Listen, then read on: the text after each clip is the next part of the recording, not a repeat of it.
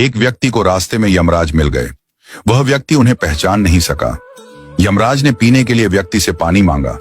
उस व्यक्ति ने बिना कोई प्रश्न किए झट से अपनी थैली से पानी निकाला और उन्हें दे दिया।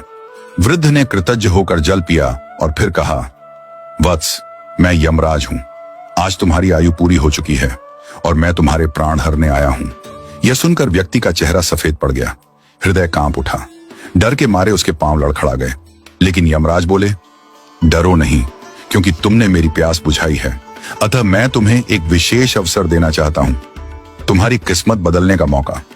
उन्होंने एक डायरी उसके हाथ में थमाई और कहा, इस डायरी में जो तुम लिखोगे वही सच हो जाएगा। तुम्हारे पास ठीक 5 मिनट का समय है। जितना चाहे लिख लो, पर ध्यान रहे केवल 5 मिनट। इसके बाद समय समाप्त हो जाएगा और डायरी मेरे पास लौट आएगी। व्यक्ति का भय थोड़ा कम हुआ। वह सोचने लगा, अब तो मेरी किस्मत मेरे हाथ में है, मैं सब कुछ बदल सकता हूं। उसने जल्दी जल्दी डायरी खोलनी शुरू की। पहला पृष्ठ देखा। वहां लिखा था, तुम्हारा पड़ोसी रामदीन कल लॉटरी जीतकर करोड़पति बनने वाला है। व्यक्ति को ईर्ष्या हुई। उसने लिखा, रामदीन की लॉटरी रद्द हो जाए, वह गरीब ही रहे। दूसरा पृष्ठ लिखा था, तुम्हारा मित्र रघु चुनाव जीतकर मंत्री बनने वाला है। व्यक्ति ने लिखा, रघु चुनाव हार जाए, उसे अपमान झेलना पड़े। तीसरा पृष्ठ, तुम्हारा छोटा भाई विदेश जाकर बड़ा व्यापारी बनने वाला है। व्यक्ति फिर लिखता है, वह कभी विदेश न जा पाए, नौकरी के लिए भटके।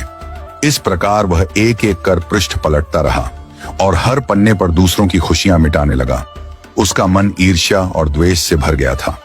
अंत में उसने डायरी का अंतिम पृष्ठ खोला। यह उसका अपना पृष्ठ था, जहां लिखा था, अब तुम अपने जीवन का भविष्य तय कर सकते हो। वह मुस्कुराया, पेन उठाया, लेकिन तभी एक ठंडी सी आवाज आई, वत्स, तुम्हारा 5 मिनट का समय समाप्त हो चुका है। यमराज ने धीरे से डायरी उसके हाथ से ले ली और कहा, तुमने अपने जीवन का सबसे कीमती समय दूसरों का बुरा सोचने में बर्बाद कर दिया। न स्वयं के लिए कुछ लिखा, न अपने जीवन को सुधारने की कोशिश की। यह अवसर तुम्हें ईश्वर ने दिया था, पर तुमने अपनी दुर्बुद्धि से उसे खो दिया। अब पछताने से कुछ नहीं होगा। व्यक्ति फूट फूट कर रोने लगा। हे यमराज, एक मौका और दीजिए, बस एक बार। यमराज शांत स्वर में बोले, वत्स, समय और अवसर दोनों यदि एक बार निकल जाएं, तो फिर लौट कर नहीं आते।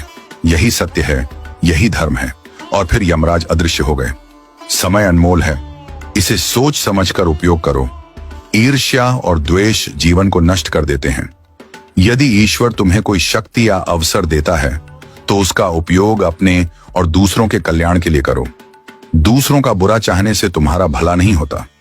जो व्यक्ति अपने भाग्य को सुधारने की जगह दूसरों को गिराने में समय लगाता है, वह अंत में अपने हाथों अपनी ही हार लिख देता है। सच्चा मनुष्य वह है जो अवसर मिलते ही प्रकाश की ओर बढ़े, न कि अंधकार में दूसरों को ढकेलने लगे।